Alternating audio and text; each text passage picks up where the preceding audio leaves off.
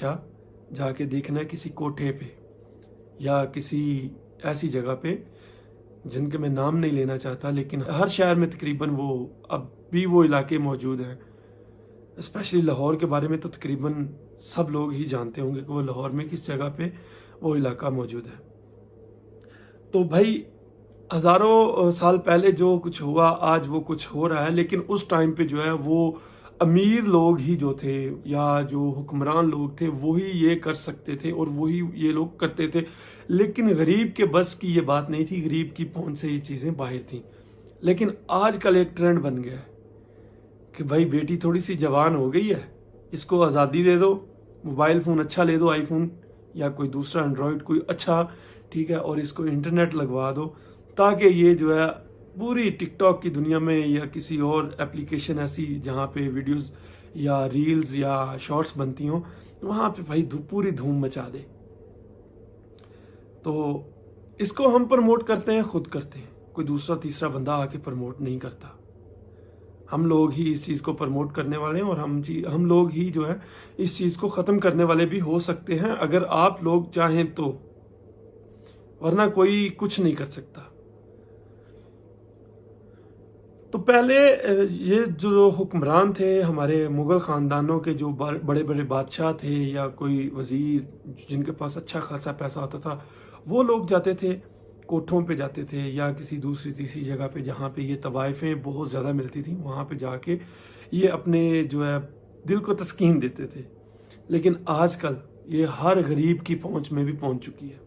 ये डिजिटल तवाइफगिरी हर गरीब बंदे की पहुँच में है। वो किस तरह?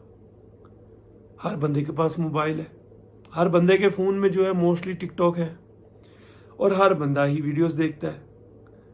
तो पहले तो ये होता था कि सिर्फ जो है अमीर लोग देखते थे, अब गरीब भी देखते हैं। लेकिन पहले अमीर जो देखते थे गरीबों की औरतों को जाके, गरीब औरतें जो तवाइफें बन चुकी थी उनको देखते थे। लेकिन आजकल जो गरीब हैं वो भी देख रहे हैं इन अमीरों के चोंचले, इन अमीरों की वो डिजिटल तवाइफें जो हमारी पहुंच से तो बाहर हैं, जिन्हें हम छू नहीं सकते, लेकिन देख के हम अपना तस्कीन अपनी पूरी कर रहे हैं।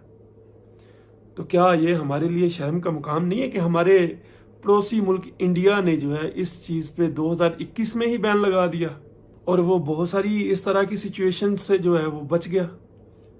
तो क्या ये पाकिस्तान में मुमकिन नहीं था कि पाकिस्तान में ये बैन नहीं हो सकती? इस्लाम के नाम पे बनने वाले इस मुल्क में ये बैन क्यों नहीं हो सकती? क्या पाकिस्तान की आवाम के ज़मीर इतने मुर्दा हैं कि उन्होंने इस चीज़ को प्रमोट करने का जो सोच लिया लेकिन इसको ख़त्म करने का नहीं सोचा? या क्या पाकिस्तानी आवाम जो है वो सिर्फ ये तमाशे ही चाहती है? ऐसा बिल्कुल नहीं होना चाहिए। हमारे अपने घरों में माएँ बहनें हैं, अल्लाह ना करे कि ये डिजिटल तवाइफगिरी अगर हमारे घरों में घुस जाती है तो ये इसका रिएक्शन जो है हम किस तरह से देंगे? एक मिनट के लिए सोचिए कि अल्लाह ना करे कि ये जो डिजिटल तवाइफगिरी ये हमारे घरों में आ जाती है। भाई मोस्टली लोग जो हैं आजकल इसको ट्रेंड समझ के जो इस्तेमाल कर रहे हैं बिल्कुल गलत कर रहे हैं, अपने साथ भी, अपने माँ बाप के साथ भी और अपनी आने वाली नस्ल के साथ भी। एक छोटी सी एग्जांपल मैं आप लोगों को देता हूं। तो इन टिकटॉकर हजरात की होने वाली बड़ी बड़ी शादियां मोस्टली स्पॉन्सर्ड होती हैं। मेरे नहीं ख्याल से कि आज तक कोई भी ऐसी शादी हुई और टिकटॉक वालों की, किसी भी टिकटॉकर की कोई भी ऐसी शादी नहीं हुई है कि जो स्पॉन्सर्ड ना हो। इनके जूते, कपड़े, शादी ब्याह की टोटल जो है वहाँ पे केटरिंग शेटरिंग हर चीज़ तकरीबन इनकी स्पॉन्सर्ड होती है।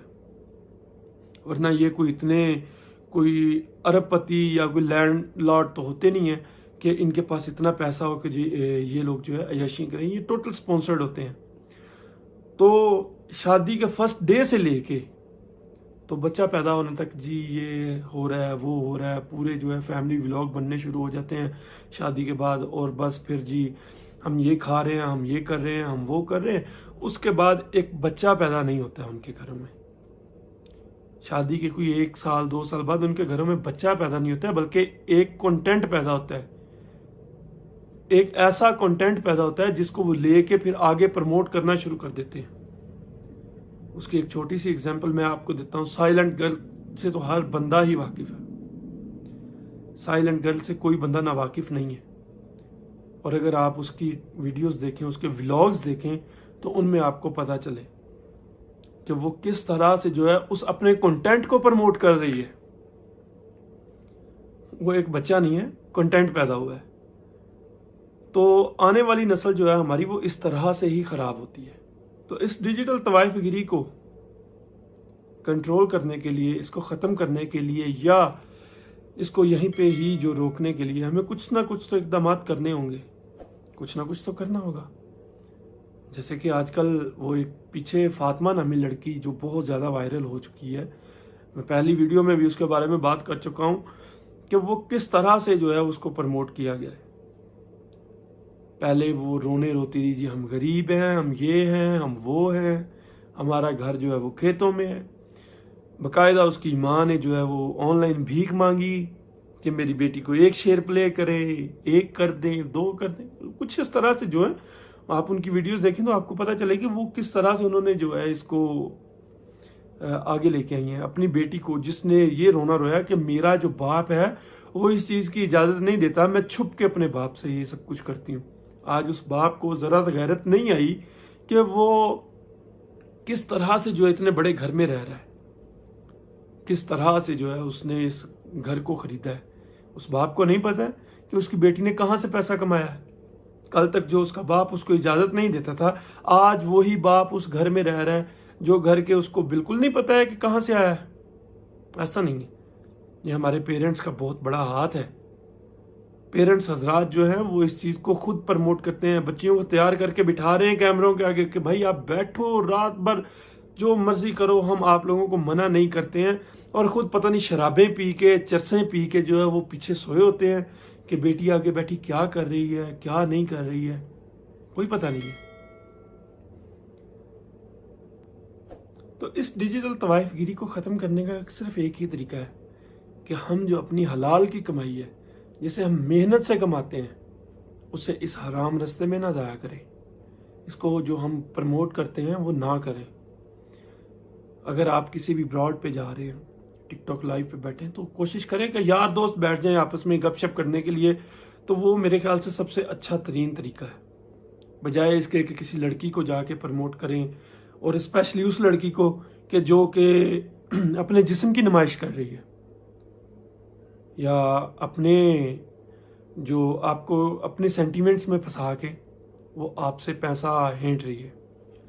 तो पाकिस्तान में होने वाली तवाइफगिरी के बारे में आप अगर अपने गिरेबान में जान के देखें तो आप ही प्रमोट कर रहे हैं उसको, कोई दूसरा तीसरा बंदा नहीं कर रहा है। आप कर रहे हैं, मैं कर रहा हूं, और कोई नहीं कर रहा है। लेकिन इसको ख़त्म भी आप भी कर सकते हैं, मैं भी कर सकता हूं। अपनी हलाल कमाई को अपने हलाल तरीके से ही इस्तेमाल करें। अपने बीवी बच्चों पे खर्च करें, अपने माँ बाप पे खर्च करें, अपने बहन भाइयों पे खर्च करें, ना कि इन दूसरी तीसरी औरतों पे जिनका कोई पता नहीं। आज आपके साथ हैं, कल मेरे साथ हैं, परसों किसी और के साथ होंगी। ऐसा नहीं है कि अगर आप उन पे पैसा लुटा रहे हैं तो वो आपके साथ ही रहेंगी या एंड तक नहीं। भाई अगर आपके बाद आके किसी ने आपसे एक फ्लावर भी ज़्यादा प्ले कर दिया उनको, तो वो आपको छोड़ने में 1 मिनट नहीं लगाएंगी, आपसे आगे जाएंगी। और ऐसा ही होता है इस डिजिटल तवाइफगिरी में, इससे ज़्यादा कुछ नहीं होता। अगर आप अपनी कमाई अपने घर वालों पे लगाते हैं, उसका फ़ायदा आपको ही मिलेगा। लेकिन अगर इन तवाइफों पे लगाएंगे, डिजिटल तवाइफों पे, तो उसका फ़ायदा आपको बिल्कुल भी नहीं मिलेगा, आपका नुकसान ही होगा। तो इससे बेहतर है कि आप अपनी कमाई अपने हलाल तरीके से अपने घरों में इस्तेमाल करें, इन तवाइफों के चक्कर में ना इस्तेमाल करें। और इसके साथ ही मुझे दीजिए इजाज़त, मिलते हैं अगली वीडियो में। तब तक के लिए अल्लाह हाफिज़।